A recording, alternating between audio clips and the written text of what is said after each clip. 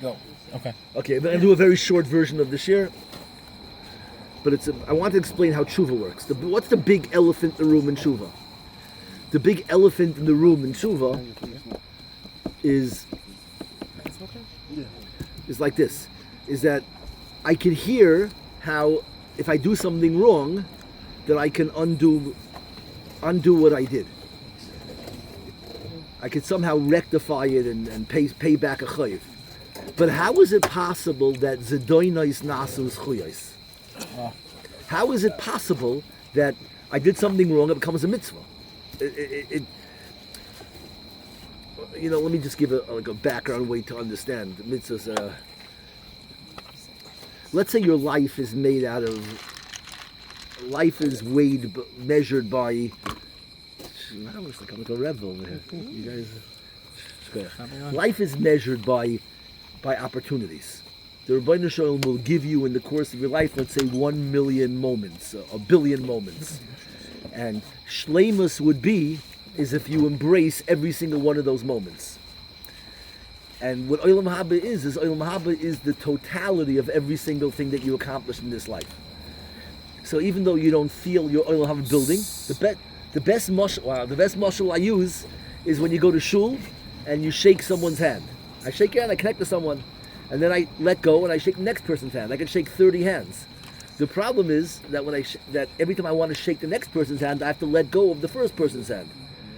So I'm always only shaking one hand. Even though I connected to 30 people, at any given moment I only have one connection.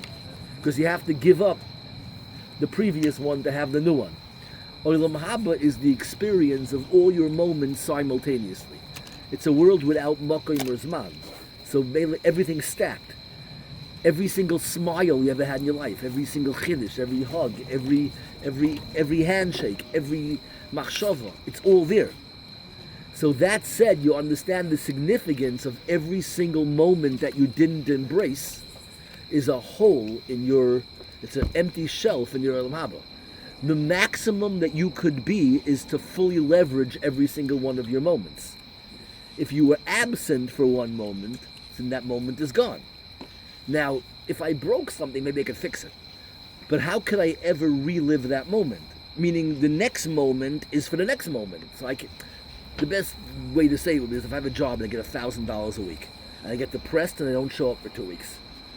So it might be that you can talk to the boss after you got your act together and say, listen, I went for therapy, you don't know what I went through, could I have my job back? And maybe if you're convincing, the boss might take you back. But that year, you're only going to make $50,000. $2,000 for those 2 weeks is gone. You can't. The new work is you're going to do for the new week. Those 2 weeks is gone. You don't have that time. It's gone. How can you? If mitzvahs and Avieros and Olam Haba is all fake, I get points, checks, and X's, and I cash in my checks for prizes. Then you can make up any rules you want. But if it's real, and I'm creating my Olam Haba, and that Kodesh Baruch Hu gives me opportunities, and I eat my Maaseh Yadayim. So if you didn't accomplish that, you didn't feel that moment, and you checked out, then how do you recover what you checked out? The new moments are new experiences. You can never experience time that was lost. That's the kasha on tshuva that you have to understand. If tshuva is turning my zedoinais into schuyos, so then how do you explain that? That's the kasha. All right? You hear the kasha? So what's the teretz?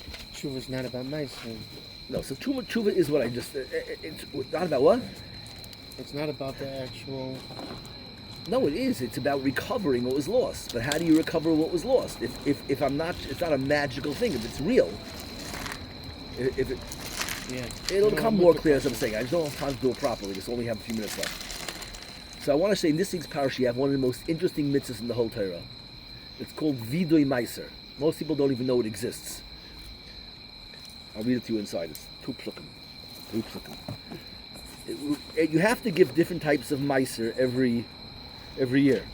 Well, meiser to the Levi you give every year, and then there's meiser to the Ani. You give meiser to the poor people, and then some years. In some years you do meiser sheni, where you bring it, you eat in Yerushalayim. There's different types of meiser. So, but it takes 3 years to have given all of your different types of tzedakahs. In any 1 year, you don't give every kind of tzedakah. So it's a 3-year cycle. So after the 3-year cycle, you did Truma and Meiser, and you did everything. You gave Leket and Shikha. You did everything. You gave all your money away. So then you come. It's only once every 4 years. You come to the Beis Hamikdash, and it's a special mitzvah. Here's the mitzvah. Ki sechala la'aser es kol ha'maser. When you finish giving all of your Meiser, Bashana Hashlishas on the 3rd year, Shnas HaMeiser, right? And you gave V'nasata la'levi, la'ger, la'yosem, la'amona, v'ochlu b'sharech b'saveyu. You gave all the poor people, the Levi and the poor people, la'amona, and you ate in Yerushalayim. You did all kinds of Meiser. Then you come to the Beis Hamikdash and you do the following thing. V'amarta lifnei Hashem alekecha. You say in front of Hashem, your God, Bi'arti HaKodesh min habayis. I removed everything holy from my house. I have nothing in my house that's not supposed to be there. I gave away V'gam nasati la'levi. I gave the Levi, la'ger, la'yosem, la'amona. K'chol mitzvos asher tzivasani. I did all the mitzvahs that you commanded me. Lo yavarti mitzvah. I didn't break any of your commandments. Lo yishachachti. I didn't forget anything. Lo yachalti ba'oini menu. Lo bi'arti mimenu batomei. Lo yinasati mimenu lameis. Shamati b'koil Hashem Elokai. I listened to the voice of Hashem, my God. Asisi k'chol asher tzibisani. I did every single thing you told me. It's a crazy speech. I got rid of everything. I did everything you told me. I didn't forget anything. I'm perfect. I did all your mitzvahs. I didn't eat like this. I didn't do this. I listened to the voice of Hashem. Asisi k'chol. Everything you told me, I did. And it gets worse. And now you turn to Hashem and you say, now you Hashem, Hashkif al-Mayin Kachcha. Now you look down from your place, Min HaShamayim, and you keep your word. Uvorich es Amach Yisrael, es Yisrael bes ha'adamo, asher nasat lanu, kasher nishbat lam. Like you swore, like you promised. I kept all of my commitments. Now you keep yours. Fascinating mitzvah. What's crazy about this mitzvah is not only is it the most arrogant thing in the entire world, this mitzvah, but we call this mitzvah vidui. Vidui meiser. How is this vidui? It's literally the opposite of vidui. There's no confession here. We know what vidui is. Hashamnu bagadnu. This is, I'm a tzaddik, asish k'lashat tzibisani, I did this, I did that, now you Hashem, you better do it also. It's a crazy speech. But to call it vidui is, it's a whole different level. So what's a teretz? So a teretz is like this. Tell you my story. This is a story I want to tell you. A continuation from last week's story with my friend. I told you the story last week. A similar story with a different ending. I was talking and learning with a Talmud, and we get to his house, the guy's house, and whatever. I get to his house, and I tell him, you know what? It's late. You better go inside. I'll tell you a teretz tomorrow. What? Yeah. Tell you teretz tomorrow, and go in. He goes, no, I can't go in. I have to wait till my wife is sleeping. So I said, what are you talking about? Like, you go in and she says, no, whatever. I said something I shouldn't have said, and she's angry. I have to wait till I can't go in till she falls asleep.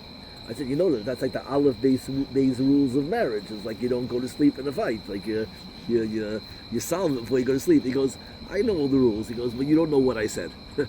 It's like you know what I said. I said, lucky you said already, go in, just suck it up and apologize and do what you have to do. And he goes, normally that's what I do.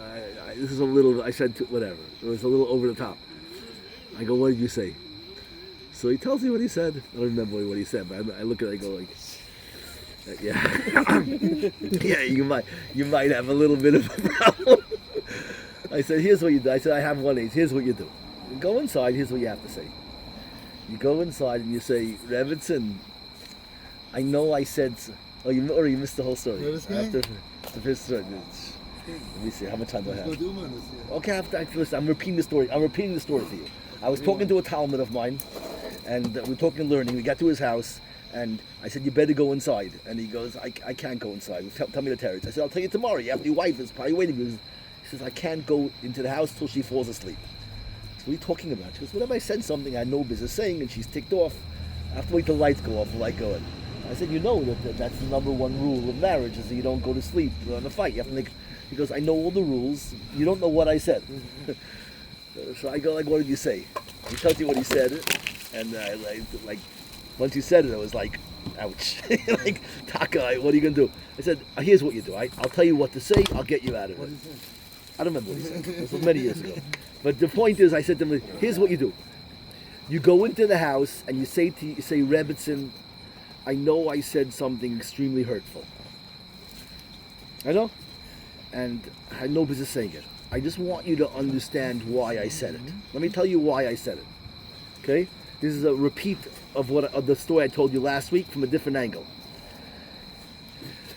I come home every day, and I go to shul. Like, I always go to the minyan. I don't walk in and put my tefillin on till they're up to Ashrei. You know, I leave before Oleinu. I go to my chavrusa. We spend most of the time in the coffee room. I go to work. I make the easy phone calls. I'm not like hustling it. I probably click on things I shouldn't click on.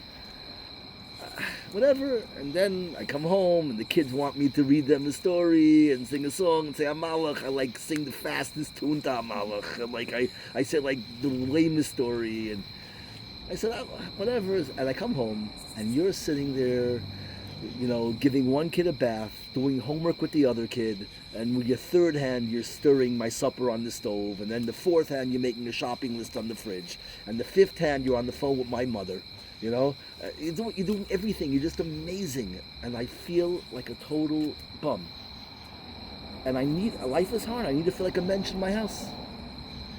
So, but I can't. In my own house, I feel worse. I feel like guilt and shame. I look at you. You're amazing, and I'm a fraud. I'm not doing anything right, and I can't relax in my own house.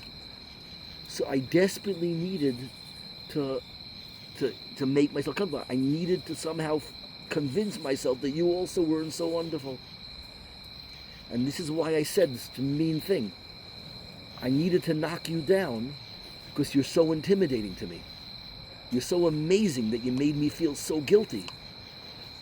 And that's the only reason why I said it. Mitzvah Hashem, I'll never say anything like that. Mitzvah Hashem, I'll never say anything like that again. But I want you to understand why I said it. I only said it because you mamish made me feel so insecure and so intimidated by you. So the guy says, what does he say? He goes, that would so work. That would so work. So I go, okay, so go in and say that. He goes, what are you, crazy? I can't say that. I go, what do you mean you can't say it? Why can't you say it? You know it's the truth. It's the truth, but I can't say that. Why can't you say that? Why can't you say it? Because I call saying that is called boarding up your emergency exit.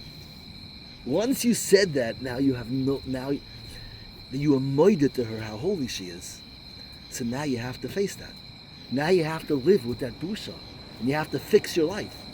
The only way to live now is go to Shachris and learn and to give tzedakah and work hard and get a filter on your smartphone. The only way to live is to fix your stuff, because you said everything. You put it on the table. You said the emes. Vidui ashamnu bagadnu is to be moide to all of your bad things. I always say it like this. Everyone knows that children are scared of the dark. What we don't know is that adults are much more scared of the light than kids are of the dark. Adults love the dark. The dark is a built-in alibi for non-performance. I have an excuse, it's dark, whatever. The light is a mechayev. The light makes demands. We know the dark, kids love the light, the dark, but adults, like same thing with chesroinus and milus. We love our chesroinus. Everybody knows every chesaron he has. I'm ADD, I'm dyslexic, I had this drama and that trauma. Because we warehouse these things, because they're excuses for alibis for why I can't do things. But our milas, our koiches, our matanas, we're terrified of. It's a olam hafach. The light scares me. So vidui, to clap on your chest and say ashamnu, bagadnu, gazalnu, it's embarrassing. It's awkward. It's tough. But you know what's much harder? To say Hashem, I'm a tzaddik. Hashem, I did this mitzvah. Hashem, you know how good I am? You know what tzaddik I am? Because when you say that, that's the real vidui. Vidui meiser is the real. The second you say how good you are, now you have to live up to it. Wasn't you minded that I have a life of bracha? The whole time I'm kvetching, I'm building excuse. What's the mile of kvetching? That now I can do nothing and it's your fault. I have excuse not to do anything. That's what kvetching does. The second I'm moided to my brachas, and I'm saying I'm so lucky I have such a good life, now you have no excuses. Now you have to be a gibor. When this guy says to his wife this whole speech, and now he has to be a tzaddik, the hardest thing in the world, even though it'll solve everything, he can't say it because we need to live in this alma, in this world of darkness. This is the difference between chazak ve'ematz. What's the difference between being strong and courageous? Strength is what you need to face darkness, to face problems and difficulties. You need to be chazak. Courage is what you need to face light, to face bracha, to face matanos and gifts and opportunities. Then courage, and courage is much harder than strength. To face bracha, to face opportunities. So that's the real vidui. Vidui nice, vidui. Hashem Lagan is nice vidui. Hashem Amarosha. It's a little embarrassing. You know Hashem's going to forgive you. He's a racham. The real thing is not to pound your chest. It's to pat yourself on the back. It's much harder to pat yourself on the back than to pound your chest. And that's vidui nice. That's this expression. Now let me just go to punchline of the whole thing. I want to explain tshuva based on this. Let's say the guy says to his wife that speech I told you. The only reason why I said this is because I'm so intimidated by you. So, what goes on in her mind now? This is the deepest thing I could probably ever tell anyone, is this part of the talk. I have to leave 2 minutes ago. What's her reaction when you say this to her? You say, the only reason I said that mean thing, I know it hurt you, and I'm sorry, I won't do it again, but I want you to know why I said it. And the guy says, that would so work. Why would it work? Can you explain why it would work? It's true. But again, it's true. A lot of true things. When you could tell her that she gained weight, it might be also true. It's not going to work. So respect. What? So respect. It's not respect. That's So that's true. That's true too. But why will it work? Because what you're doing is, what are you doing?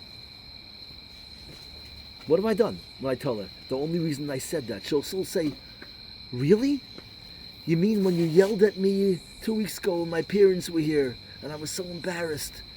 You were only yelling at me because I made such a beautiful meal and what? She won't want to make him feel low again. Well, It's okay, like- I it's hear, like but you're putting it on bringing her. down You a sing like a bacher. Think of it from the girl's side. Think of it from the girl's side. Trying. Think of it from the girl's side. What she's saying is you didn't really think I was terrible? Every time you made me cry, what you were really saying was I'm amazing? Every time you said something mean, you meant you're intimidated? Every time you made me cry is because you saw how great I was?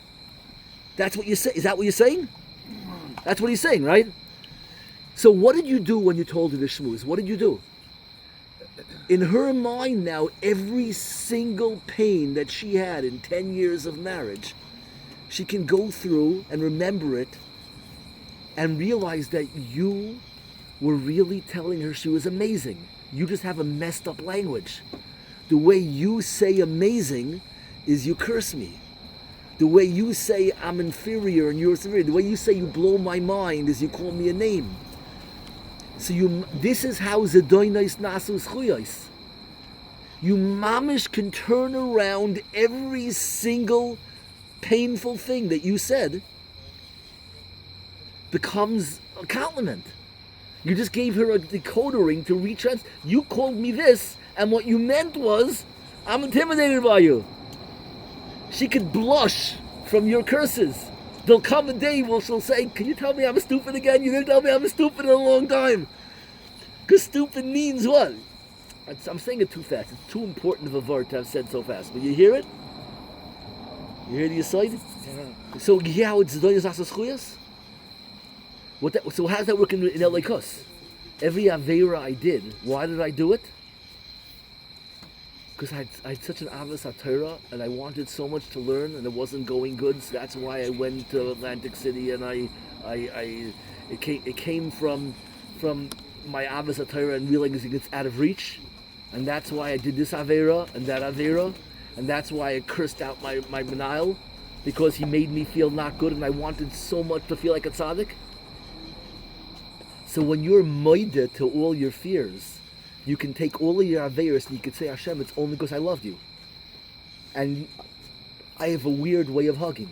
That's what you're saying. All right, you have to finish it off yourself. But the side's a huge side, and you can mamish all those moments. Maybe I'll be tough. Be mamashach next time on this side. You hearing it? Yeah, I hear it. Okay, amazing. The bench. Yeah. The bench. You need to make some.